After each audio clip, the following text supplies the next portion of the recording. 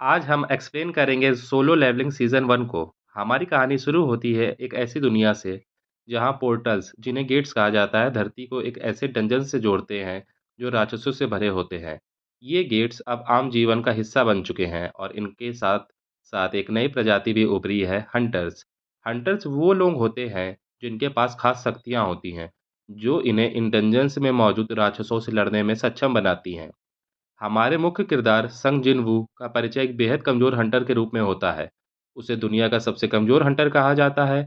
अपनी कम रैंक और सीमित शक्तियों के कारण जिन-वू रोज़ाना संघर्ष करता है।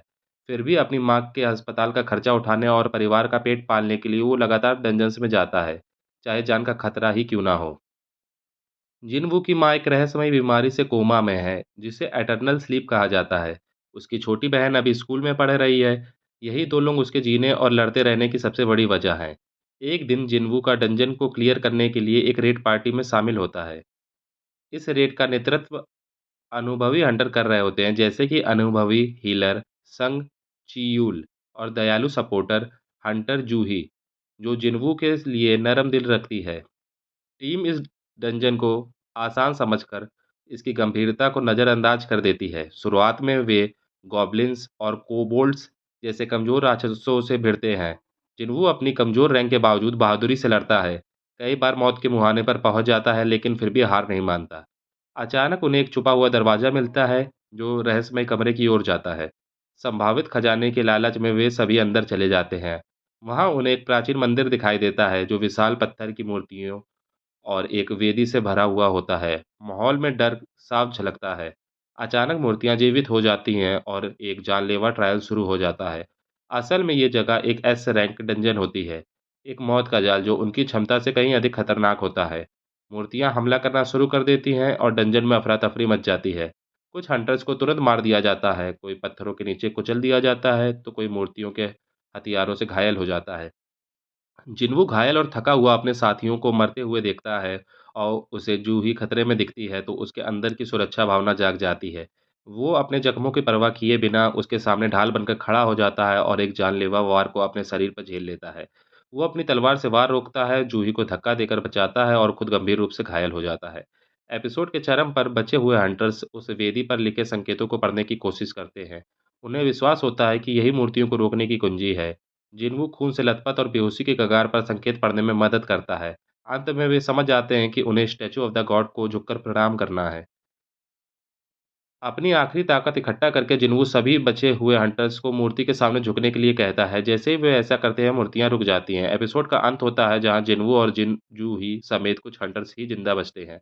बुरी तरह घायल और मानसिक रूप से टूटे हुए जिन्हों जमीन पर गिर जाता है और उसकी हालत गंभीर होती है। जूही की चीखें मंदिर में गूंजती हैं मदद के लिए। दूसरा एपिसोड यहीं से शुरू होता है, जहां पहला खत्म हुआ था। जिन्हों, संगचियुल और जूही अब भी उस डबल डंजन के अंदर जीवित पत्थर की मूर्तियों का सामना कर रहे होते हैं। कमरे में डर और तनाव का माहौल छाया हुआ होता है, क्योंकि सभी हंटर उस रहस्यमयी लेख को समझने की कोशिश कर रहे हैं, जो उनकी ज़िंदगी और मौत के बीच का फ़र्क तय कर सकता है। जिन्हों को महसूस होता है कि डबल डंजन कुछ खास नियमों के अनुसार चलता है। भगवान का सम्मान करो, भगवान की प्रशंसा करो, भगवान के प्रति अपनी आस्था सिद्ध करो। शुरुआत में हंटर्स इन नियमों का सही मतलब नहीं समझ पाते, जिसके साथ कई साथियों को बेरहमी से मौत हो जाती है। मूर्तियाँ बिना किसी दया से हमला करती हैं और हर वो इंसान जो नियमों का पालन नहीं करता, उसकी बेरहमी से हत्या कर देती हैं। यह दृश्य बेहद भयानक और डरावना होता है, जहाँ पत्थर की मूर्तियाँ सटीकता से हमला करती हैं। जिन्हों अपनी पैनी नज़र और तेज सोच के दम पर इन संकेतों को जोड़ने लगता है। वह नोटिस करता है कि मूर्तियाँ कुछ खास हरकतों पर प्रतिक्रिया देती हैं। बाकी बचे हुए लोग उसका अनुसरण करते हैं, लेकिन यह एक समय के खिलाफ दौड़ बन जाती है, क्योंकि कमरे के खतरनाक जाल लगातार सक्रिय होते जा रहे हैं। कमरे में सस्पेंस से भरा माहौल है। सभी मूर्तियों के सामने भगवान जैसी आकृति को सम्मान और प्रशंसा देने की कोशिश करते हैं, ताकि और जाने ना जाए। मूर्तियां लगातार क्रोध में हमला कर रही हैं और इसी दौरान जिन्वू और चियूल आखिरी निर्देश का मतलब समझते हैं। भगवान के प्रति अपनी आस्था सिद्ध करो। जिन्हों समझ जाता है कि इसके लिए एक बड़ा बलिदान देना होगा। अपने साथियों की जान बचाने के लिए वह संग चियुल से कहता है कि वो बेहोश जूही को लेकर वहां से भाग जाए। चियुल थोड़ी देर हिचकता है, लेकिन जिन्हों के फैसले का सम्मान करते हुए जूही को खींचकर वहां से निकल जाता है। अब जिन्हों अकेला रह जाता है। वो जानता है कि उसकी जान बचने की कोई उम्मीद नहीं है। वह अपने आखिरी ताकत से लड़ता है, लेकिन साफ हो जाता है कि वह इन मूर्तियों से मुकाबला नहीं कर सकता। मूर्तियाँ जैसे-जैसे करीब आती हैं, जिन्हों के मन में गुस्सा और मायूसी का तूफ़ान उठता है। वह अपनी कमज़ोरी को कोसता है और उस बेरहम किस्मत को जिसने उसे यहाँ तक पहुँचा दिया। उन्हीं आखिरी पलों में जिन्हों को एक चौंकाने वाला नोटिफ़िकेशन मिलता है, एक रहस्यमयी सिस्टम से। उसे बताया जाता है कि उसने एक हिडन क्वेस्ट पूरा कर लिया है। सिस्टम उसे एक ऑफ़र देता है प्लेयर बनने का, एक अनोखा दर्जा जो उसे पहले से कहीं ज़्यादा ताकतवर बनने का मौका देगा। बिल्कुल हताश जिन्वो, जिसके पास खोने के लिए अब कुछ नहीं बचा, इस ऑफ़र को स्वीकार कर लेता है। ठीक उसी समय जब वह अपनी चोटों के आगे बेहोश हो जाता है। एपिसोड की शुरुआत होती है जिन्वू के अस्पताल में होश में आने से।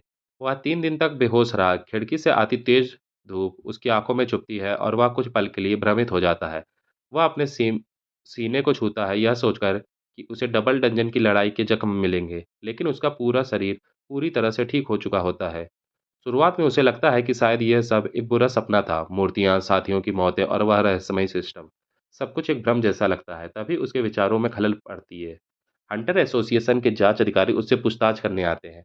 वे बताते हैं कि डबल डंजन का हादसा सच था, जूही उस हादसे से अब तक नहीं उभर पाई और कुछ बोल भी नहीं पा रही। संग चियूल ने अपना हाथ खोने के बाद रिटायर होने का फैसला किया है। यह सब सुनकर जिन्वू को अपराध बोध होता है और उसके अंदर कुछ कर दिखाने की भावना जागती है। जांचकर्ता जिन्हू का एक खास परीक्षण करते हैं, जिसे सेकंड अवेकनिंग कहा जाता है। अगर यह होता तो जिन्हू को असाधारण शक्तियाँ मिल सकती थी, लेकिन टेस्ट का रिजल्ट नेगेटिव आता है, जिससे वह और भी निराश हो जाता है। जैसे ही जिन्हू अपने भाग्य पर सोच रहा होता है, अचानक उसी रहस्यमय सिस्टम से उसे एक जानी-पहचानी नोटिफिकेशन मिलती है। सिस्टम उसे प्लेयर घोषित करता है और रोजाना पूरे करने वाले कुछ डेली क्वेस्ट की लिस्ट देता है। इन क्वेस्ट को पूरा करने पर उसे इनाम मिलते हैं, जैसे स्टैट और लूट बॉक्सेस। लेकिन अगर वो इन्हें पूरा करने में नाकाम रहता तो उसे गंभीर सजा भुगतनी पड़ती है। थका हुआ और शक में डूबा जिन्वो पहले दिन इन क्वेस्ट को नज़रअंदाज कर देता है, लेकिन यह फैसला बहुत भारी पड़ता है। अचानक जिन्वू को एक सुनसान और वीरान बंजर जमीन पर टेलीपोर्ट कर दिया जाता है, जहां खतरनाक जीव मौजूद होते हैं। यह एक पेनल्टी जोन होता है, जहां के जीव लगातार उसका पीछा करते हैं और जिन्वू को अपनी जान बचाने के लिए भागना पड़ता है। यह पेनल्टी क्वेस्ट बेहद थका देने वाली होती है, जो उसे उसकी सीमाओं तक ढकेल देती है। वह मुश्किल से बच निकलता है, लेकिन यह अनुभव उसे झकझोर देता है। अब वह ठान लेता है कि वह कभी भी कोई डेली क्वेस्ट मिस नहीं करेगा। अगली सुबह जिन्हों पूरे जोश के साथ सिस्टम की डेली क्वेस्ट्स को गंभीरता से लेना शुरू कर देता है। शुरुआत में ये टास्क बहुत मामूली होते हैं, पुशअप्स, सिटअप्स और जॉगिंग, लेकिन जिन्हों उन्हें पूरे समर्पण से करता है। उसके ट्रेनिंग सेशंस का एक मोन्टाज दिखाया जाता है, जिसमें वह हर एक टास्क को पूरा करता है और धीरे-धीरे अपने स्टेट्स को बढ़ाता जाता है। हर पूरी हुई क्वेस्ट पर उसे स्टैट बोनस मिलता है, जो उसकी शारीरिक और मानसिक क्षमताओं को बढ़ाते हैं। साथ ही उसे लूट बॉक्सेस भी मिलते हैं, जिनमें काम आने वाले आइटम्स और इक्विपमेंट में होते हैं। एक दिन डेली क्वेस्ट पूरा करने के बाद जिन्हू एक लूट बॉक्स खोलता है और उसे एक स्पेशल आइटम मिलता है, एक इंस्टेंस डंजन की चाबी। यह चाबी रहस्यमय ऊर्जा से चमक रही होती है और जिन्हों उसके प्रति एक खिंचाव महसूस करता है। ताकतवर बनने की जिज्ञासा उसे उस चाबी को इस्तेमाल करने के लिए मजबूर करती है। चाबी के जरिए एक पोर्टल खुलता है और जिन्हों उसमें कदम रखता है, वह खुद को एक अंधेरी सुनसान सबवे स्टेशन में पाता है, जहाँ की हवा भारी है और हल्की रोशनी टूटी-फूटी दीवारों पर डरावने साए बना रही होती है। जैसे ही जिन्हों स्टेशन के अंदर गहराई में जाता है, उसे सुरंगों में अजीब-अजीब आवाज़ें सुनाई देने लगती हैं। उसका पहला सामना होता है एक गॉब्लिन्स के झुंड से। ये छोटे लेकिन खतरनाक जीव होते हैं, जो झुंड में संगठित होकर हमला करते हैं। जिन्हों की चुस्ती और लड़ने की कला की परीक्षा होती है। वह उनके नुकीले पंजों से बचता है और सटीक वारों से उन्हें हराता है। हर एक गॉब्लिन को हराने पर उसे एक्सपीरियंस पॉइंट मिलते हैं, जिससे उसकी ताकत और आत्मविश्वास बढ़ता है। लेकिन जैसे ही वह बढ़त बनाना शुरू करता है, एक नया खतरनाक सामने आ जाता है। गॉब्लिन्स पीछे हटते हैं और उनके बीच से निकलता है एक बड़ा और भयानक दुश्मन, अल्फा वुल्फ। यह प्राणी दबदबा लिए हुए होता है। उसकी आँखों में एक चमकती हुई समझदारी से भरी होती है। अल्फा वुल्फ बिजली की रफ्तार और ताकत से जिन्हों पर हमला करता है, जिससे उसे फिर एक बार अपनी जान बचाने के लिए पूरी ताकत लगानी पड़ती है। एपिसोड वहीं से आगे बढ़ता है जहाँ पिछला खत्म हुआ था। जिन्हों अल्फा वुल्फ को हराकर खड़ा होता है। हापजोंग स्टेशन की अंधेरी और डरावनी गलियों में वह जैसे ही सांस लेता है, उसके सामने एक जानी-पहचानी नोटिफिकेशन आती है। उसे एक लेवल मिला है, उसके स्टैट्स बढ़ते हैं, उसमें फिर से नई ताकत और जज़्बा भर जाता है। लेकिन रुकने का वक़्त नहीं है। उसे और राक्षसों के कदमों की आवाज़ सुनाई देती है। यह डंजन कभी ख़त्म होता नहीं लगता और जिन्वू जानता है कि अगर उसे ज़िंदा रहना है और ताकतवर बनना है, तो उसे आगे बढ़ते रहना होगा। गॉब्लिन और वुल्व्स अंधेरे से निकलकर उस पर टूट पड़ते हैं। जिन्वू लगातार लड़ाई में घिरा रहता है। उसकी चालें और भी धारदार हो जाती हैं और वार पहले से ज़्यादा ताकतवर होते हैं। हर मारे गए दुश्मन के साथ उसका अनुभव और स्किल्स तेज होते जाते हैं। जैसे-जैसे वह दुश्मनों की लहरों को काटता है, उसे एहसास होता है कि उसके अंदर कुछ बहुत बड़ा बदलाव आ रहा है। उसके रिफ्लेक्सेस अब और भी तेज हो गए हैं, स्टैमिना बढ़ गया है और उसका हौसला अडिग है। अब वह डंजन को एक सख्त ट्रेनिंग ग्राउंड की तरह देखने लगता है। हर मुकाबला उसके लिए एक मौका है अपनी क्षमताओं को परखने और सुधारने का। यह सब किसी गेम की तरह लगने लगता है, जहाँ हर लेवल आप अपने लक्ष्य के और करीब ले जाता है। आखिरकार जिन्वू डंजन के दिल तक पहुँचता है, जहाँ उसका सामना डंजन बॉस से होता है। ये बॉस है ब्लू वेनम फैंग्स कास्का, एक विशाल सांप जैसे राक्षसी जीव जिसकी जहरीली काट इंसान को पल भर में मौत के घाट उतार सकती है। कास्का की नीली परतें अंधेरे में भयानक ढंग से चमकती हैं और उसके नुकीले दांत जहर से टपक रहे होते हैं। उसके पूरे शरीर से शक्ति और बदले की लहर महसूस होती है। जंग भयंकर और निर्दयी होती है। कास्का के हमले तेज और जानलेवा होते हैं। जिन्वू को हर पल चौकस रहना पड़ता है। वह अब तक सीखी हर स्किल और रणनीति का इस्तेमाल करता है। जहरीले हमलों से बचता है और सटीक वार करता है। कास्का की ताकत और फुर्ती उसे उसकी सीमाओं तक ले जाती है, लेकिन जिन्वू की रणनीति और जिद उसे बढ़त देती है। आखिरी और जोरदार वार से जिन्वू ब्लू वेनम फैंग्स कास्का को हरा देता है। वह विशाल प्राणी गिर जाता है और उसकी छाया में घुलने लगता है, जबकि डंजन स्थिर होने लगता है। जिन्वू जीत के साथ खड़ा है, थका हुआ, लेकिन आत्मविश्वास और ताकत से भरा हुआ। सिस्टम उसे एक बड़ा एक्सपीरियंस बोनस और कीमती लूट देता है, जिससे उसकी क्षमताएं और भी बढ़ जाती हैं। जैसे ही जिन्वू डंजन से बाहर निकलने की तैयारी करता है, उसे एक नोटिफिकेशन मिलता है। बाहर एक डंजन ब्रेक हो रहा है। डंजन ब्रेक तब होता है जब कोई डंजन पूरी तरह से क्लियर नहीं किया जाता है और उसके राक्षस असल दुनिया में घुस जाते हैं। चौंक कर जिन्वू जल्दी से पोर्टल की ओर दौड़ता है, तैयार है किसी भी खतरे का सामना करने को। जैसे ही वह इंस्टेंस से बाहर आता है, उसे एक सैनिक मिलता है। वह जिन्हों को पहचान लेता है कि वह हंटर है और जल्दी से उसे स्थिति बताता है। एक विशाल गोलम पास के डंजन से भाग निकला है और शहर में तबाही मचा रहा है। वहां पहुंचे हंटर, जिनमें ट्रॉमा से जूझ रही जूही भी शामिल है, उस पर कोई असर नहीं कर पा रहे हैं। गोलेम का पत्थर जैसा शरीर उनके हमलों को रोक देता है और वह अजय लगता है। जिन्हों तुरंत हालत का जायजा लेता है और समझता है कि गोलेम के डिफेंस में जरूर कोई ना कोई कमजोर बिंदु होगी। उसे गोलेम के कवच में एक दरार दिखती है, छोटी लेकिन बेहद अहम। अपनी टूटी हुई तलवार को पकड़ते हुए जिन्हू गोलेम पर झपटता है। वह हवा में छलांग लगाता है, उसकी हरकतें बिजली की तरह होती हैं। वह पूरी ताकत से तलवार फेंकता है, तलवार सीधे दरार पर लगती है। गोलेम की डिफेंस टूट जाती है और वह लड़खड़ाता है। बाकी हंटर्स इस मौके का फायदा उठाते हैं और गोलेम पर जबरदस्त हमला करते हैं।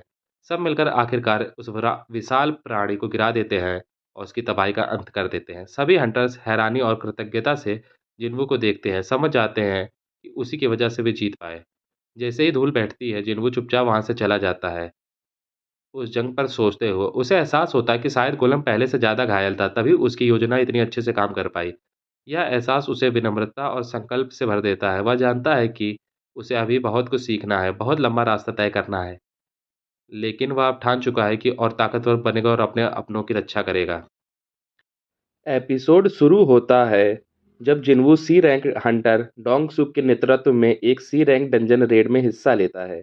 बाकी टीम के मुकाबले जिन्वू कम रैंक और मामूली गियर के कारण तुरंत ही अलग नजर आता है।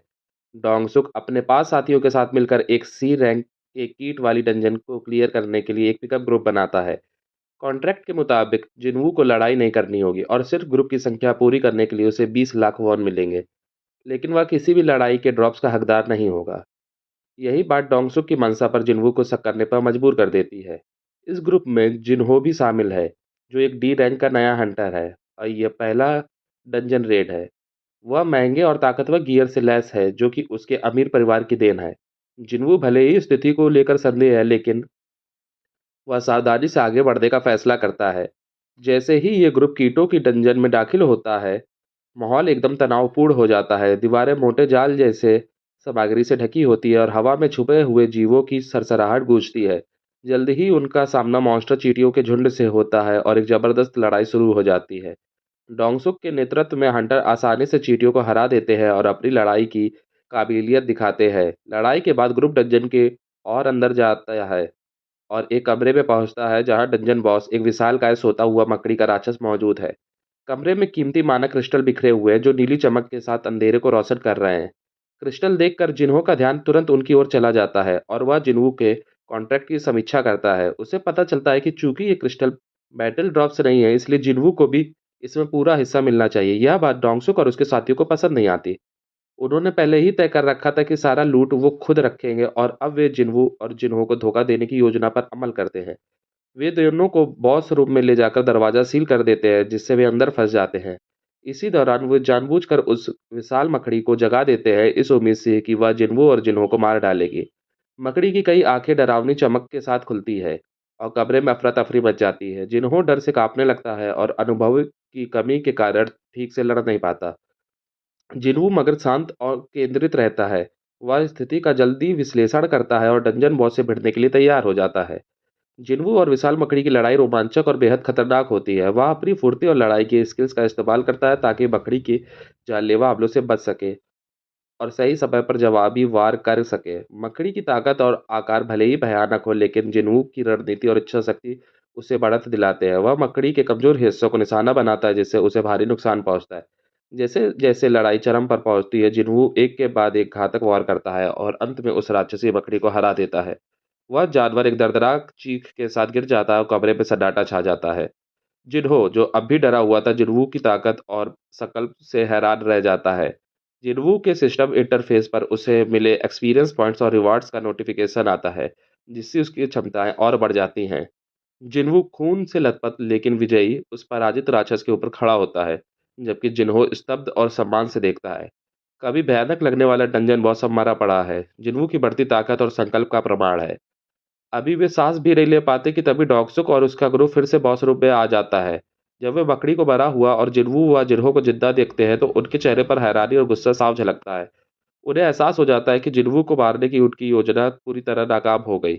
डॉक्सुक तुरंत अपनी रणनीति बदलता है। वह जिन्हों को मारने के लिए मजबूर करने की कोशिश करता है, उसे धमकाकर और मानसिक दबाव डालकर उसकी इच्छा को झुकाना चाहता है। लेकिन जिन्हो अपनी डर और अनुभव की कमी के बावजूद जिन्हों के साथ विश्वासघात करने से इनकार कर देता है, जिसने उसे पूरे डंजन में बचाया और मार्गदर्शन किया। जिन्हो एक या इनकार डोंगसुक को क्रोधित कर देता है और कमरे में तनाव चरम पर पहुंच जाता है। तभी एक नया क्वेस्ट जिन्हों के सिस्टम से प्राप्त होता है। यह संदेश स्पष्ट और निर्मम होता है। उसे डोंगसुक और उसके ग्रुप को मारना होगा, वरना वह खुद मर जाएगा। अब दांव इतने ऊंचे हैं कि जिन्हों के पास सिस्टम की मांग को मानने के अलावा कोई विकल्प नहीं बचता। और फिर कमरे में हिंसा का विस्फोट होता है जब जिन्हों एक्शन में आता है। लड़ाई तीव्र और बेरहम होती है। जिन्हों घातक सटीकता के साथ लड़ता है। उसकी बढ़ी हुई क्षमताएं पूरी तरह से दिखाई देती हैं। डोंगसुक का ग्रुप जिन्हों की अप्रत्याशित ताकत और आक्रामकता से स्तब्ध एक-एक कर गिरने लगता है। कमरे में हथियारों की टकराहट और दर्द भरी चीखों की आवाजें गूंजती है जब जिन्हों योजनाबद्ध तरीके से एक-एक करके सबको खत्म करता है। डोंगसुक आखिरी बचा हुआ जिन्हों का सामना करता है। उसकी आंखों में डर और विश्वास साफ झलकता है। जिन्हों का चेहरा निर्मम और ठोस होता है जब वह आखिरी वार करता है और इस विश्वासघाती हंटर का अंत कर देता है। लड़ाई खत्म हो जाती है। जिन्हों रक्त से सना लेकिन विजयी खड़ा होता है। उसके मन में अपने कृत्य की अनिवार्यता से उपजा संकल्प और कठोरता होती है। जिन्हों, जो एक हिंसा से हिल चुका है, जिन्हों की ओर डर और सम्मान के मिश्रण से देखता है। जिन्हों स्थिति की गंभीरता को समझते हुए उसे सांत्वना देता है और कहता है कि उन्होंने जो किया वह जिंदा रहने के लिए जरूरी है। दोनों डंजन से बाहर निकलते हैं अपने साथ वे कीमती मानक क्रिस्टल लेकर, जो उन्होंने पहले इकट्ठा किए थे। जिन्हों एक कवर स्टोरी तैयार करता है जिसमें वह बताता है कि डोंगसुक और उसका ग्रुप डंजन के मॉन्स्टर द्वारा मारे गए। यह कहानी भरोसेमंद लगती है क्योंकि डंजन की खतरनाक प्रकृति और हंटर्स की लगातार मौतें आम बात है। अगले एपिसोड की शुरुआत होती है जब जिन्हों को एक बड़ा प्रस्ताव देता है। यदि वह गिल्ड सर्टिफिकेशन के लिए उसकी मदद करे तो वह उसे एक बिल्डिंग देगा। जिन्हो, जो अभी भी जिन्हों की ताकत और दृढ़ निश्चय से प्रभावित है, उसे अपने भविष्य की योजनाओं में एक महत्वपूर्ण साथी मानता है। लेकिन जिन्हों, जो अपने लक्ष्य पर केंद्रित है और किसी भी उलझाव से बचना चाहता है, नम्रता से प्रस्ताव ठुकरा देता है। हालांकि जिन्हों को थोड़ी निराशा होती है, वह जिन्हों के फैसले का सम्मान करता है और वादा करता है कि वह उसे हर संभव तरीके से समर्थन देगा। इसके बाद से जिन्हों की डेली मिशन की ट्रेनिंग एक नियमित दिनचर्या बन जाती है। वह हर दिन अपनी सीमाएं तोड़ते हुए खुद को बेहतर बनाता है, लेकिन जल्द ही वह नोटिस करता है कि मिशन के टास्क शुरुआती स्तर से आगे बढ़ जाते हैं। जिन्हों इस रहस्य को समझने के लिए खुद को और अधिक मेहनत में झोंक देता है और आखिरकार डेली मिशन के सभी अधिकतम टास्क पूरा कर लेता है। उसकी इस लगातार कोशिश का इनाम मिलता है जब सिस्टम उसे एक इंस्टेंस डंजन की चाबी देता है, इस बार एक एस रैंक डंजन की। चाबी जिन्हों के हाथ में एक चमकती ऊर्जा के साथ झिलमिलाती है और सिस्टम इंटरफेस में लिखा होता है कि इस डंजन का इनाम है एक खास पोषण जो किसी भी बीमारी को ठीक कर सकता है। यह रहस्य जिन्हों के दिल को बिजली की तरह झकझोर देता है। यह पोषण उसकी माँ को ठीक कर सकता है जो वर्षों से कोमा में है। आशा और संकल्प से भरा जिन्हों फैसला करता है कि वह सब कुछ दांव पर लगाकर एस रैंक डंजन में प्रवेश करेगा। एस रैंक डंजन का प्रवेश द्वार सामने खड़ा है, भयावह है और रहस्यमयी है। और जिन्हों उसमें कदम रखता है, वहाँ की हवा भारी और सन्नाटा रह रहकर किसी दानव के दूर से आती डरावनी गर्जना से टूटता है। पहली लड़ाई होती है एक भयानक राक्षस से, सेरिब्रस से, जो एक 3 सरों वाला राक्षसी जानवर है जिसकी आंखें चमकती है और दांत तलवार जैसे नुकीले हैं। उसकी भारी भरकम टांगें जब जमीन पर पड़ती है तो धरती कांप उठती है। जैसे ही वो जिन्हों पर झपटता है, लड़ाई की शुरुआत होती है, भीषण और बेरहम। सेरिब्रस के हमले तेज और घातक होते हैं और कई बार जिन्हों मौत के बेहद करीब पहुंच जाता है। उसके तीनों सर खौफनाक सटीकता से हमला करते हैं, जिससे जिन्हों को हर पल बचना और पलटवार करना पड़ता है। इस राक्षस की आग उगलती सांस जमीन को जला देती है और इसके पंजे हवा को चीरते हुए चलते हैं। जिन्हों की गति और ताकत एक धुंधली परछाई जैसी होती है। वह अपनी बढ़ी हुई क्षमता का पूरा उपयोग करते हुए सेरिब्रस के हर हमले से बचता है और सटीक वार करता है। फिर भी यह युद्ध उस पर भारी पड़ता है। उसकी सहन शक्ति कम होती जाती है और उसकी शरीर जख्मों से भर जाता है, लेकिन अपनी बात की याद उसके इरादे और भी मजबूत करती है। वह अपनी सीमाओं से परे जाकर सेरिब्रस पर हमला करता है, एक आखिरी निराशाजनक पर जानलेवा हमला। वह सेरिब्रस के कमजोर हिस्सों पर ताबड़तोड़ वार करता है। जानवर दर्द से दहाड़ता है, उसके सिर बेकाबू होकर हिलने लगते हैं और फिर एक प्रचंड वार में जिन्हों अंतिम घातक चोट करता है जिससे सेरिब्रस जमीन पर ढह जाता है। डंजन में सन्नाटा छा जाता है और जिन्हों हालांकि बामुश्किल खड़ा हो पा रहा है, जीत के साथ खड़ा होता है। सिस्टम उसे इनाम स्वरूप वह चाबी देता है जो सेरिब्रस एक किले की रक्षा करते हुए रख रहा था। किले के अंदर जिन्हों को उस खास पोषण के लिए जरूरी सामग्री मिलती है, मगर वह जल्दी ही देखता है कि किला और भी खतरनाक राक्षसों से और जालों से भरा हुआ है। अपनी हालत को देखते हुए जिन्हों मानता है कि अगर वह आगे बढ़ा तो शायद वह जिंदा बाहर नहीं आएगा। वह खुद से वादा करता है कि वह दोबारा लौटेगा और भी मजबूत और तैयार होकर, ताकि वह पोषण हासिल कर सके और अपनी मां को बचा सके। इसी बीच डंजन के बाहर हंटर एसोसिएशन डोंग सुक और उसके ग्रुप की मौत की जांच शुरू करता है। जब उन्हें पता चलता है कि डंजन बॉस मारा गया था, तो उन्हें जिन्हों और जिन्हों की दी गई कहानी पर शक होता है। जांच और गहरी होती जाती है और मामला पहुंचता है डोंग सुक के छोटे भाई हुआंग डोंग सू तक, जो एक एस रैंक हंटर है और अपनी क्रूरता और घमंड के लिए कुख्यात है। डोंग सू अपने भाई की मौत से दुखी और गुस्से से भरा होता है। वह बदला लेने की कसम खा लेता है। उसे पूरा विश्वास है कि जिन्हों और जिन्हों ही इसकी जिम्मेदार है। वह कसम खाता है कि उन्हें इसकी कीमत चुकानी पड़ेगी। एपिसोड का अंत होता है डोंगसू की खतरनाक घोषणा से, जो एक ऐसे टकराव की भूमिका बना देता है जो जिन्हों की नई ताकत और संकल्प की सच्ची परीक्षा होगी। इससे बेखबर जिन्हों अपनी मां से किया वादा निभाने पर केंद्रित है। वह एस रैंक डंजन में लौटने की तैयारी में जुटा है। उसकी यात्रा अभी खत्म नहीं हुई, बल्कि असली चुनौती तो अब शुरू हुई है। उसकी मां की जिंदगी दांव पर है और दुश्मन हर कोने से उसके करीब आ रहे हैं। जिन्हों खुद को आने वाली लड़ाइयों के लिए तैयार करता है। एपिसोड की शुरुआत होती है जब जिन्हों अस्पताल में अपनी कोमा में पड़ी मां से मिलने आता है। वह उनके बिस्तर के पास बैठता है, उनका हाथ थामे उनका शांत लेकिन बेहोश चेहरे को देखता है। उनसे किया गया वादा उसे और मजबूत बनने के लिए प्रेरित करता है। जिन्हों जानता है कि अपनी मां को ठीक करने वाला पोषण पाने के लिए उसे अपनी शक्ति और क्षमताओं और बढ़ानी होंगी। उसी उद्देश्य से वह जिन्हों के प्रस्ताव को स्वीकार करता है, डंजन रन करने में मदद करना, ताकि एक नई गिल्ड बनाई जा सके। जिन्हों की सच्ची अपील और जिन्हों के प्रति उसकी ईमानदारी देखते जिन्हों समझता है कि यह साझेदारी दोनों के लिए फायदेमंद हो सकती है। एक गिल्ड का निर्माण उन्हें एक स्थायी मंच और उच्च रैंक वाले मिशनों तक पहुंचा सकता है, जहां जिन्हों अपनी ताकत और लक्ष्य को और बेहतर तरीके से साध सकेगा। सी रैंक डंजन के लिए पार्टी मेंबर्स की संख्या पूरी करने के लिए हंटर एसोसिएशन उन लोगों को बुलाता है जो डबल डंजन रेट से बचे थे। जिनवू, हीलर जूही, अनुभवी हंटर संग जी च्यूल और अन्य बचे हुए किम सांग सिक व कांग जोंग हो। भले ही उनके पिछले अनुभव ने उन्हें गहरे सदमे में डुबो दिया था, फिर भी यह समूह अपने दूसरे मौके को पूरी तरह से भुनाने के लिए तैयार है। हालांकि इलाके में हंटर्स की कमी के कारण टीम में कुछ कैद किए गए हंटर्स को भी शामिल किया गया है, जिन्हें उनकी सजा कम करने के बदले इस मिशन पर भेजा गया है। ये हंटर्स भले ही कुशल हों लेकिन अस्थिर और खतरनाक हैं। इन्हें नियंत्रण में रखने की जिम्मेदारी दी गई है बी रैंक हंटर कांग टाय सिक को, जो एक कड़क और प्रभावशाली शख्सियत है। जैसे ही यह नई टीम अपने पहले डंजन रन की तैयारी करती है, तनाव चरम पर है। कैदी हंटर्स की मौजूदगी से माहौल और भी असहज हो गया है। हालांकि कांग टायसिक की मौजूदगी से थोड़ी व्यवस्था बनी रहती है, लेकिन टीम की डायनामिक्स बहुत नाजुक है। जिन्हों इन हालातों को सतर्क रहते हुए भी अपने लक्ष्य पर पूरी तरह केंद्रित है। टीम प्रवेश करती है एक सी रैंक डंजन में, जो एक भयंकर भूमिगत भूल भुलैया है, जिसमें हर कोने से खतरे छिपे हैं। डंजन के अंधेरे रास्तों में केवल टॉर्च की हल्की रोशनी है और रेंगते हुए राक्षसों की आवाज़ें डर को और गहरा बना देती हैं। एपिसोड की शुरुआत होती है जब टीम डंजन के भीतर एक तिकोने मोड़ पर खड़ी होती है। वे तय करते हैं कि जल्दी प्रगति के लिए उन्हें दो टीमों में बंट जाना चाहिए। कांग कैदियों के साथ एक टीम बनाते हैं, कांग जोंग हो और किम सांग सिक के साथ। वहीं जिनवू जूही और जी युल एक अलग रास्ता पकड़ते हैं। जैसे ही वे अलग होते हैं, जिन्हों के मन में एक बेचैनी घर कर जाती है। उसे कांग टायसिक के बर्ताव में कुछ गड़बड़ी लगती है, लेकिन वह फिलहाल अपने मिशन पर ध्यान देता है। डंजर के अंधेरे और घुमावदार रास्ते एक दबाव भरी स्थिति बना देते हैं और दूर से आती राक्षसों की गूंजती आवाज़ें माहौल को और भयावह कर देती हैं। इसी बीच कांग के असली इरादे सामने आते हैं। उसे एक पीड़ित के पिता ने पैसे देकर भेजा है ताकि वह उन कैदी हंटर्स से बदला ले सके। टीम का बढ़ जाना उसके लिए एक सुनहरा मौका बन जाता है। निर्दयी कुशलता के साथ वह अपने अधीन चल रहे कैदी हंटर्स को एक-एक कर बेरहमी से मारने लगता है। इन ठंडे और सोच समझकर किए गए कत्लों में किसी के बचने की कोई संभावना नहीं होती।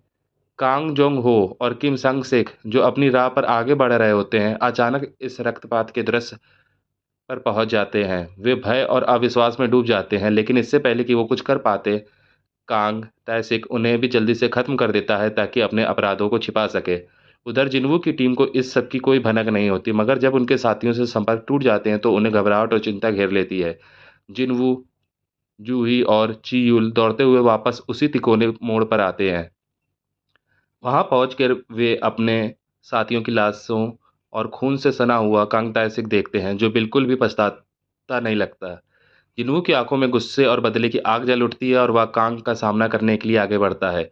हवा में तनाव गूंजने लगता है जब दोनों आमने सामने खड़े होते हैं। कांग, जो खुद पर बहुत भरोसा करता है, जिन्हों की ताकत और संकल्प को कम आंकता है। लेकिन इससे पहले कि जिन्हों हमला करे, चियुल न्याय और कर्तव्य के भाव से प्रेरित होकर कांग का सामना करने के लिए आगे आता है।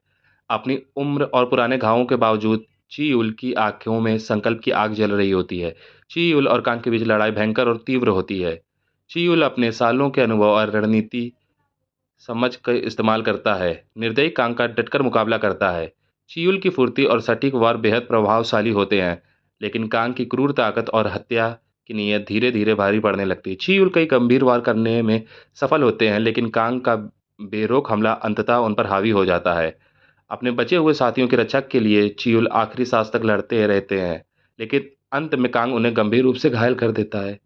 जैसे ही कांग अंतिम वार करने वाला होता है, जिन्वू बीच में कूद पड़ता है। अपने मित्र और मार्गदर्शक को खतरे में देखकर जिन्वू के भीतर एक जबरदस्त दृढ़ निश्चय जन्म लेता है। क्रोध और अपनों की रक्षा की भावना से प्रेरित होकर जिन्वू अपनी बढ़ी हुई ताकत का खुलासा करता है। उसकी चालें तेज और सटीक होती हैं और उसके वार इतने घातक कि कांग को संभलने का मौका नहीं मिलता। जिन्वू और कांग की ये लड़ाई जानलेवा होती है। जिन्वू की नई ताकत और चपलता कांग पर भारी पड़ती है और लड़ाई की दिशा बदल जाती है। जिन्वू के लगातार हमलों से कांग पूरी तरह हिल जाता है और आखिरकार एक निर्णायक वार के साथ जिन्वू कांग को खत्म कर देता है। अपने गिरे हुए साथियों का बदला लेता है। जैसे ही धूल बैठती है, जूही दौड़कर चियूल के पास पहुंचती है और अपना हीलिंग मैजिक इस्तेमाल करके उनकी हालत को स्थिर करती है। संग चियूल जिन्वू के समय पर हस्तक्षेप के लिए कृतज्ञ होते हैं और जब हंटर एसोसिएशन जांच के लिए पहुंचती है तो वो जिन्वू के पक्ष में गवाही देते हैं। उनकी गवाही यह सुनिश्चित करती है कि जिन्वू के एक्शन को सही ठहराया जाए और उसे अपनी ताकत की खोज जारी रखने की आज़ादी मिले। उसी रात जूही जिन्हों के पास आती है हाथ में एक छोटी सी एसेंस स्टोन लेकर और पूछती है, क्या तुम्हें याद है? यह सवाल हवा में तैरता है, गहराई, अहमियत और रहस्य के साथ। जिन्हों थोड़ा भ्रमित होकर पत्थर को ध्यान से देखता है। अतीत की लड़ाइयों और अनुभवों की याद उसके मन में उमड़ने लगती है और वह इस पत्थर के महत्व को समझने लगता है। एपिसोड खत्म होता है जिन्हों गहरी सोच में डूबा हुआ जूही के सवाल और अपने सामने आने वाले रास्तों पर विचार करता है। एपिसोड की शुरुआत होती है जिन्हों और जूही के साथ, जो एक पार्क की बेंच पर बैठे होते हैं। सूरज ढल रहा होता है और लंबी छायाएं बन रही होती हैं। जूही का चेहरा उदासी और दृढ़ निश्चय का मिश्रण होता है। वह जिन्हों की ओर मुड़ती है और भावुक लेकिन स्थिर आवाज में कहती है कि वह एक हंटर के तौर पर रिटायर हो रही है। डबल डंजन की घटनाएं और हाल ही की घटनाओं ने उसके मन और शरीर पर गहरा प्रभाव डाला है और अब वह एक शांत सुरक्षित जीवन जीना चाहती है।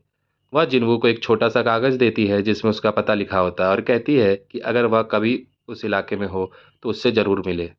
जिन्हों उसकी बातें समझते हुए सिर हिलाता है लेकिन उसके जाने पर एक खालीपन महसूस करता है। अपने मिशन को जारी रखने के लिए जिन्हों खुद को डंजन रन में झोंक देता है। जिन्हों जो हमेशा से वफादार साथी रहा है, अपनी भूमिका को और मजबूत करता है। वह अपने परिवार की दौलत का इस्तेमाल करके कई सी रैंक डंजन के राइड खरीद लेता है जिससे वह अनुभव और संसाधन इकट्ठा कर सके बिना किसी हाई रैंक हंटर के दखल के।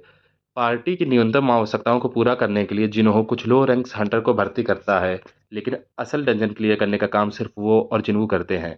अगले कुछ दृश्यों में हम देखते हैं कि जिन्हों और जिन्हों एक के बाद एक डंजन क्लियर करते जा रहे हैं। जिन्हों जो महंगे और शक्तिशाली गियर से लैस होता है, टैंक की भूमिका निभाता है, दैत्यों का ध्यान अपनी ओर खींचता है, जबकि जिन्हों जो लगातार तेजी से ताकतवर और कुशल बनता जा रहा है, दैत्यों को सटीकता से खत्म करता जाता है। हर लड़ाई में जिन्हों की बढ़ती ताकत और रणनीति समझ दिखाई देती है। उसकी चालें और भी नरम, तेज और घातक होती जा रही हैं और उसके वार शक्तिशाली। इसी दौरान व्हाइट टाइगर गिल्ड के व्यस्त हेडक्वार्टर में रिक्रूटिंग मैनेजर बैक एंड हो अपनी डेस्क पर बैठकर संभावित हंटर्स की रिपोर्ट चेक कर रहे होते हैं। जैसे ही वह लिस्ट स्कैन करते हैं, एक जाना पहचान नाम उनकी नज़र में आता है, संग जिनवू। उत्सुक होकर एनहो रिकॉर्ड्स में गहराई से जांच करते हैं और जिनवू की हाल की गतिविधियों और अचानक बढ़ती क्षमताओं को जोड़ने लगते हैं। उन्हें एहसास होता है कि जिन्हों का शायद दूसरा अवेकनिंग हुआ है और वे इसे गिल्ड के लिए कीमती एसेट के रूप में देखते हैं। एनहो जिन्हों से मिलने का फैसला करते हैं और एक उच्च स्तरीय कैफे में मीटिंग अरेंज करते हैं। वातावरण औपचारिक लेकिन शांत होता है। ताजे कॉफ़ी की खुशबू चारों ओर फैल जाती है। एनहो जो लंबे और प्रभावशाली व्यक्तित्व के हैं, जिन्हों का गर्मजोशी से स्वागत करते हैं, थोड़ी बातचीत के बाद सीधे मुद्दे पर आते हैं। वे एक आकर्षक ऑफर पेश करते हैं, व्हाइट टाइगर गिल्ड्स में शामिल होने के फायदे बताते हैं, जैसे टॉप टियर डंजन का एक्सेस, एडवांस ट्रेनिंग और बढ़िया फाइनेंशियल रिवॉर्ड्स। जिन्हों शालीनता से सुनता है लेकिन कोई वादा नहीं करता। उसे एक शक्तिशाली गिल्ड से जुड़ने के फायदे समझ में आते हैं, लेकिन वह अपनी आज़ादी खोने से हिचकिचाता है। वह एनहो को धन्यवाद करता है लेकिन यह कहकर ऑफर ठुकरा देता है कि उसका अपना रास्ता जिसे उसे खुद तय करना है। एनहो थोड़ा निराश जरूर होता है लेकिन जिन्हू के फैसले का सम्मान करते और भविष्य के लिए दरवाजा खुला रखता है। जैसे ही जिन्हू अपने कड़े डंजन रन में व्यस्त होता है, उसे अचानक एक अनपेक्षित मैसेज मिलता है। यह मैसेज उसी गेम जैसे इंटरफेस में आता है जो उसे सेकेंड अवेकनिंग के बाद से उसका मार्गदर्शन कर रहा होता है। इसमें लिखा होता है कि उसने एक निश्चित लेवल हासिल कर लिया है और अब वह जॉब चेंज क्वेस्ट के लिए योग्य है। यह क्वेस्ट नई शक्तियों के द्वार खोल सकता है और उसकी क्षमताओं को और भी बढ़ा सकता है। उत्साहित और जिज्ञासु होकर जिन्वू यह क्वेस्ट एक्सेप्ट कर लेता है। सीन शिफ्ट होता है एक अंधेरे और डरावने जंगल में, जहां जिन्वू एक रहस्यमय पोर्टल के किनारे खड़ा होता है। हवा में तनाव और रहस्य का माहौल होता है। वह पोर्टल के अंदर कदम रखता है, जहां अनजान खतरे और चुनौतियों से भरी एक दुनिया उसका इंतजार कर रही होती है। एपिसोड खत्म होता है जिन्हों एक काले डरावने एरिना के बीच खड़ा होता है। चारों ओर परछाइयां लहराती हैं और ऊपर से एक गूंजती हुई आवाज आती है। जॉब चेंज क्वेस्ट शुरू होता है। जिन्हों की आंखों में दृढ़ निश्चय चमकता है। वह हर परीक्षा का सामना करने के लिए तैयार है। एपिसोड की शुरुआत होती है जिन्हों को उसके जॉब चेंज क्वेस्ट की जगह पर टेलीपोर्ट किए जाने से।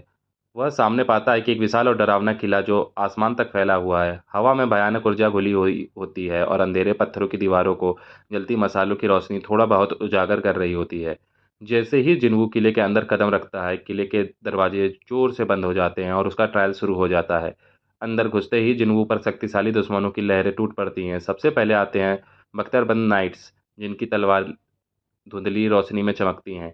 ये नाइट्स पहले जिन दुश्मनों से जिन्वू लड़ चुका है उनके जैसे ही लगते हैं, लेकिन उनकी चालें कहीं ज़्यादा सटीक और ताकतवर होती है, जो जिन्वू के नई तराशी हुई स्किल्स को चुनौती देते हैं।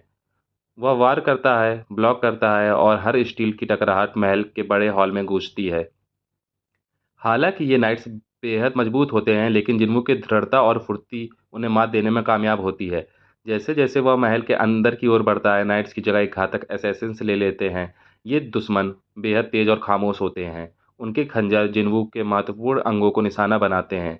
झिलमिलाती परछाइयाँ उनके सटीक स्थानों को पहचानना मुश्किल बना देती हैं, लेकिन जिन्वू अपनी तेज इंद्रियों और रिफ्लेक्सेस का इस्तेमाल करता है ताकि वे उनके वारों से बच सके और पलटवार कर सके। हर जीत उसे पहले महल के केंद्र के करीब ले जाती है, लेकिन साथ ही उसकी शक्ति भी खत्म होती जाती है। तीसरी लहर में आते हैं शक्तिशाली मेजेस, जिन्हें चोगे लहराते हैं और हाथों में जादुई बिजली फूटती है। वे तत्वीय जादू के तूफान छोड़ते हैं। आग के गोले, बर्फ के टुकड़े और बिजली की गड़गड़ाहट हवा में भर जाती है। जिन्हों को लगातार हिलते डुलते रहना पड़ता है, नए हालातों में खुद को ढालना पड़ता है। आखिरकार अनगिनत दुश्मनों से लड़ते हुए जिन्हू महल के ग्रैंड चेंबर तक पहुंचता है। वहां उसके सामने खड़ा होता है, खूनी लाल कवच में लिपटा हुआ, असीम ताकत की आभा बिखेरता Igris the blood red knight commander. हवा भारी हो जाती है और जिन्वू जानता है कि उसकी अब तक की सबसे कठिन लड़ाई होने वाली है। जिन्वू और इग्रिस की लड़ाई तीव्र और थकाने वाली होती है। इग्रिस की ताकत और स्पीड अब तक जिन दुश्मनों से जिन्वू लड़ा उनसे कई गुना ज़्यादा होती है। इग्रिस की तलवार का हर वार पत्थर की ज़मीन तक तोड़ देता है और उसकी डिफेंस लगभग अभेद होती है। जिन्हों वो अपनी हर सीखी हुई स्किल्स और रणनीति का इस्तेमाल करता है, उसके वारों को चकमा देता है और मौका देकर पलटवार करता है, लेकिन हर कोशिश के बावजूद जिन्हों अपनी सीमाओं तक ढकेल दिया जाता है। इग्रिस का निरंतर हमला उसे लहूलुहान और थका हुआ कर देता है, पर वह हार नहीं मानता। वह अपने अंदर की छिपी शक्ति और इच्छा शक्ति को जगाता है और एक आखिरी जानलेवा हमला करता है। गति, सटीकता और दृढ़ संकल्प के मेल से वह इग्रिस की कवच को भेदता है और इस भयानक नाइट को गिरा देता है। जैसे ही इग्रिस का शरीर अंतरिक्ष में विलीन होने होता है, जिन्हों घुटनों पर गिर जाता है, थका हुआ लेकिन विजयी। लेकिन ये जीत अस्थायी साबित होती है। असली जॉब चेंज क्वेस्ट अब शुरू होता है और पूरा महल कांप उठता है। जैसे ही उन सभी दैत्यों की बिना रुके आने वाली सेना छोड़ दी जाती है, जिनसे जिन्वू पहले लड़ चुका था। जिन्वू को और भी गहराई से खुद की ताकत खोजनी पड़ती है ताकि वह इस लहर में टिक सके। एपिसोड की शुरुआत होती है जहां जिन्वू इस अनंत लगने वाली राक्षसों की भीड़ के बीच खड़ा होता है। भले ही उसमें अद्भुत ताकत और हिम्मत हो, दुश्मनों की संख्या उस पर भारी पड़ने लगती है। उसके हर वार में कोई दुश्मन गिरते हैं, लेकिन उनकी जगह और भी ज़्यादा उठ खड़े होते हैं। थकावट और संदेह उसे घेरने लगता है। वह अपने पिछले करीबी मौत के अनुभवों को याद करता है। उसी समय उसकी डेली क्वेस्ट का टाइम खत्म हो जाता है। एक मैसेज उसकी आंखों के सामने चमकता है, आपको पेनल्टी जोन में ट्रांसफर किया जा रहा है। एक चमक के साथ वह इस बंजर और खतरनाक जगह में पहुंचता है, पेनल्टी जोन। हालांकि यह जगह अपने आप में खतरे से भरी है, जिन्हों इसे एक अनचाहा लेकिन जरूरी ब्रेक मानता है। वह सांसें पकड़ता है, ऊर्जा जुटाता है और आने वाले संघर्षों के लिए खुद को तैयार करता है। अब जब वह वापस महल में लौटता है, वह और भी मजबूत और तैयार होता है। राक्षसों की लहर जारी रहती है, उसकी चालें तेज, वार सटीक और इरादा अटूट होता है। धीरे धीरे वह इस अंतरहीन लहरों को अपने अडिग संकल्प और ताकत से काटता चला जाता है। एक लंबे और थकाने वाले युद्ध के बाद जिन्वू खड़ा होता है, विजयी। उसका शरीर जरूर घायल और थका हुआ होता है, लेकिन उसकी आत्मा अडिग और मजबूत। तभी महल में एक गूंजती हुई आवाज सुनाई देती है, जो उसकी सफलता की घोषणा करती है। उस पर एक तेज रोशनी बरसती है और उसके सामने एक मैसेज प्रकट होता है, आपने टाइटल हासिल किया है, शैडो मोनार्क। इस टाइटल के साथ मिलती है एक असाधारण शक्ति, मरे हुए दुश्मनों को शैडो आर्मी के रूप में जिंदा करने की ताकत। सीन शिफ्ट होता है, जिन्हों अब इस शक्ति के साथ प्रयोग करता है। वह गिरे हुए नाइट्स, असैसिन्स, मेजेस और इग्रिस को पुनर्जीवित करता है, जो अब उसके वफादार साये बनकर हर आदेश के लिए तैयार खड़े होते हैं। महल जो कभी खतरे से भरा था, अब वह साम्राज्य बन चुका है। इसी दौरान सीन कटता है जेजू आइलैंड पर, जहां कोरिया के एस रैंक हंटर्स मॉन्स्टर की धमकी का सामना करने के लिए इकट्ठा हुए हैं। इस टीम में देश के सबसे ताकतवर और प्रसिद्ध हंटर्स होते हैं। हर कोई अपनी खास स्किल्स और क्षमताओं के साथ मिशन में उतरता है। जैसे वे आइलैंड पर उतरते हैं, एक तनावपूर्ण माहौल बन जाता है, क्योंकि सभी को पता है जो खतरा सामने है वह कितना भयानक है। दूसरी ओर महल में जिन्वू अब शैडो मोनार्क पावर का संतुलन बदलते हुए महसूस करता है। उसे जेजू आइलैंड के मॉन्स्टर का विकास महसूस होता है और वह समझ जाता है उसकी यात्रा अभी खत्म नहीं हुई। अब उसके पास नई ताकत, नया टाइटल और अटूट इरादा है। वह अब पहले से ज़्यादा तैयार है, आने वाली किसी भी चुनौती का सामना करने के लिए। एपिसोड खत्म होता है, जिन्हों महल में प्रवेश द्वार पर खड़ा होता है, उसकी शैडो आर्मी पीछे खड़ी है। कैमरा जूम आउट करता है, महल की विशालता और काले डरावने आसमान को दिखाते हुए। जिन्हों की आंखों में जुनून जल रहा होता है, वह तैयार है अपने नए रोल को स्वीकार करने के लिए। अब अगला युद्ध उसका इंतजार कर रहा है और उसका सफ़र दुनिया का सबसे ताकतवर हंटर बनने की ओर आगे बढ़ता है। देखने के लिए धन्यवाद। अगर आपको वीडियो पसंद आया तो लाइक, शेयर और सब्सक्राइब जरूर करें। फिर मिलते हैं। धन्यवाद।